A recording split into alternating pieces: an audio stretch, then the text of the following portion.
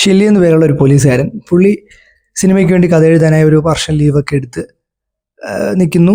പുള്ളി കുറച്ച് കഥയൊക്കെ എഴുതുന്നു, ഡയറക്ടേഴ്സിനെ കാണിക്കുന്നു. പക്ഷെ ഒന്നും അങ്ങോട്ട് വർക്കാവുന്നില്ല. പിന്നെ ഫാമിലിയുടെ ഫിനാൻഷ്യൽ പ്രശ്നവും പ്രഷറൊക്കെ കാരണം പുള്ളി വീണ്ടും പോലീസ് ജോബിലായിട്ട് കയറുന്നു. അവിടെ നിന്ന് പുള്ളിക്ക് ഒരു ട്രാൻസ്ഫർ കിട്ടുന്നു.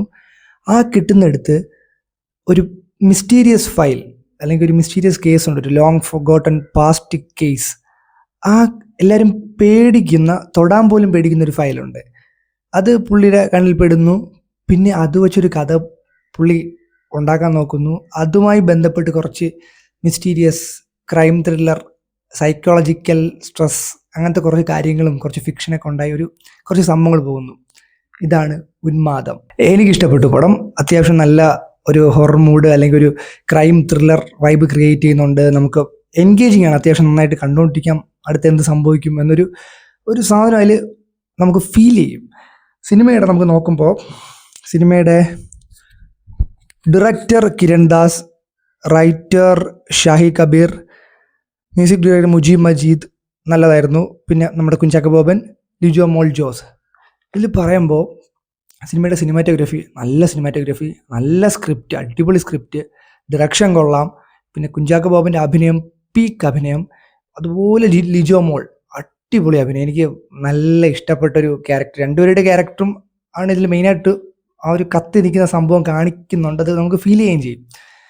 സിനിമയുടെ ഒരു മൂഡൊക്കെ അടിപൊളിയായിട്ട് ക്രിയേറ്റ് ചെയ്യുന്നുണ്ട്. നമുക്ക് ഫസ്റ്റ് ഹാഫ് ഒരു സ്ലോ പേസിലാണ് പോകുന്ന പടം.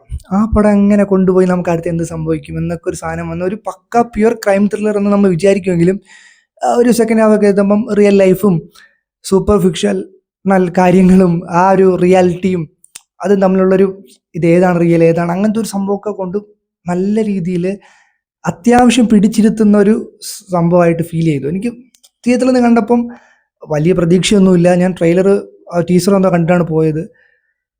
നമുക്ക് വർത്ത് വാച്ചാണെന്ന് തോന്നി തിയേറ്ററിൽ. കാരണം അത്യാവശ്യം സ്റ്റോറി കൊള്ളാം, അഭിനയം കൊള്ളാം, എന്താ പറയുക, ഡയറക്ഷൻ കൊള്ളാം, എല്ലാം അത്യാവശ്യം നമുക്ക് കണ്ട് ഇഷ്ടപ്പെടുന്ന രീതിയിലാണ് ഉണ്ടാക്കി വെച്ചിരിക്കുന്നത്.